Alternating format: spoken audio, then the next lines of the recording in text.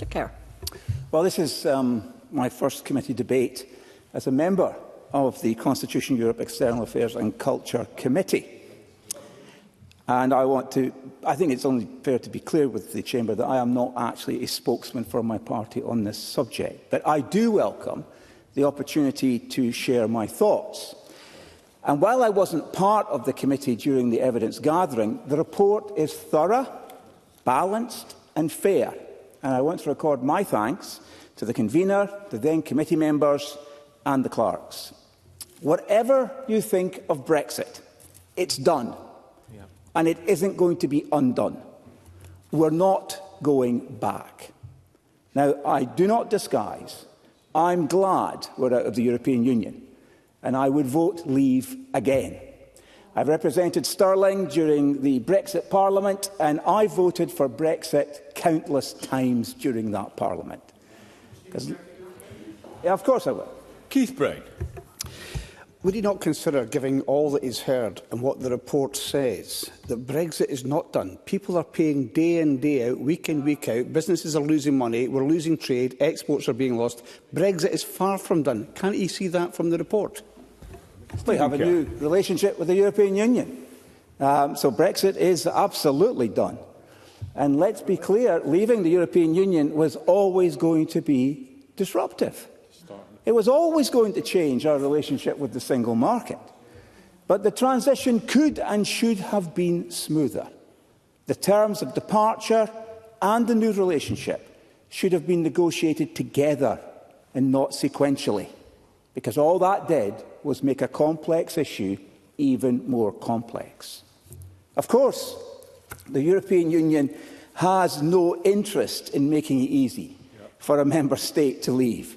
And the EU did everything in its power to make it as difficult as possible for the UK to leave. Let me turn to the Trade and Cooperation Agreement. It is an unprecedented agreement.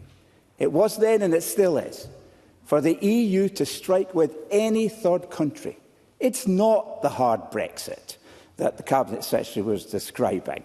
He has to remember that I sat for 2.5 years and heard SNP members of Parliament twitter on about a hard Brexit. And that was the condition in which we left on WTO terms. We haven't.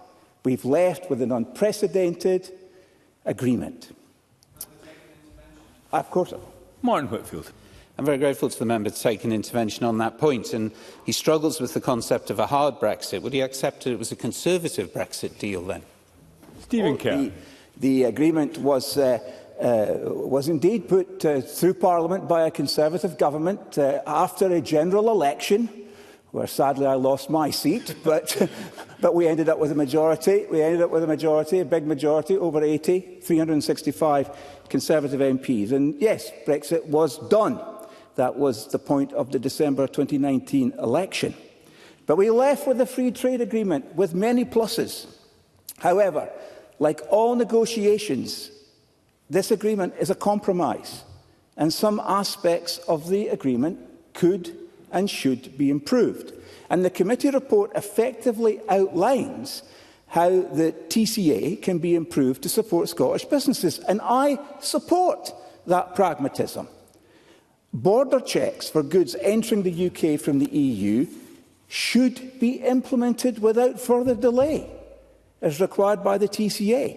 Allowing EU imports free access to our domestic market while British producers face EU import checks creates, as the report says, an uneven playing field and offers us no basis for further negotiation.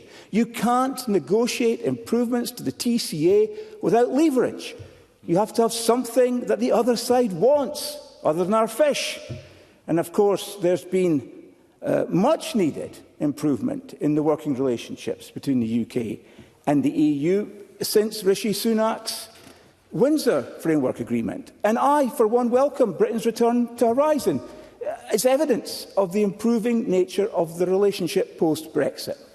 But when it comes to the TCA review, we must be realistic. The EU is a protectionist bloc. The EU is tightly focused on shielding big corporate and producer interests. It isn't in the business of encouraging competition from imports. It's institutionally biased towards producers and certainly not in favour of consumer interests. So be in no doubt, any changes to the TCA will come at a high price, with the EU demanding access to British waters and a return to free movement.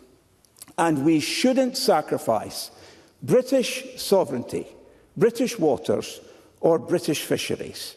And should anyone expect the public to be in a mood to be in favour of open borders and uncontrolled immigration, I politely suggest they haven't been paying attention to recent elections, not only here, but throughout the Western democracies.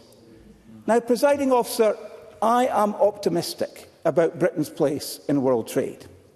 Since leaving the EU, we've gone up the global league table of leading export nations. We're now fourth in the world, having just overtaken France and the Netherlands.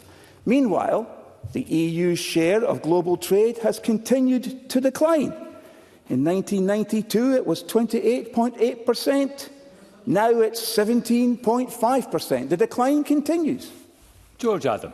While Mr Kerr, thank you for taking the intervention, while Mr Kerr's in a positive mood, to quote a former US presidential strategist quote, it's about the economy, stupid. And effectively, what is he saying with the report says about the SMEs in Scotland who are struggling to actually get to this major market that they freely had access to not so long ago? Stephen Kerr, give you thank time you, back George Adam, but I have been clear that I would like to see the agreement amended so that it was easier and smoother to trade with the EU. But the cards are in the hands of the EU, not the UK. Yes, we want to improve trade with the EU, but it's a declining market. And we certainly shouldn't be locking ourselves into EU regulations. I am against lockstep aligning with the EU. I support pragmatic divergence, which in my view is happening too slowly. We must be more dynamic and build on the achievements of the last Conservative government by striking more bilateral trade agreements. If you believe in free trade, how can you possibly be against more of it? There are exciting, emerging opportunities for British businesses all around the world. In December, Britain joins the Trans-Pacific Partnership, an agreement that puts the UK alongside the world's fastest-growing, most dynamic economies. And the real prize came back to the table last week. Joe Biden didn't want to do trade deals with anyone. But the one thing we know for certain about President-elect Trump is that he loves to do deals. And Donald Trump loves Britain, especially Scotland. His business has invested hundreds of millions of pounds in Scotland and created hundreds of jobs. There was a trade deal in an advanced stage of readiness being negotiated when President Trump left office. Now, with President Trump's return, we should be working every muscle to get back to the negotiating table to do a free trade deal with our biggest single global partner, the United States, because a trade deal with the United States would be the biggest prize of all. I have no doubt that that would be what a Conservative government would be doing, but I have my doubts about whether Labour will take this on. Their recent budget shows that they, like the SNP in Scotland, have an anti-business and anti-entrepreneur agenda, whether it's a vendetta against small family farmers or increasing the tax on jobs. And yet, Presiding Officer, I remain optimistic. We can and must make the TCA work better, as is well highlighted in the report, but there is a real opportunity in using the benefits Brexit can bring in freeing our economy and doing trade deals around the world to support our entrepreneurs, to create better jobs, to give workers higher wages in every single part of our United Kingdom.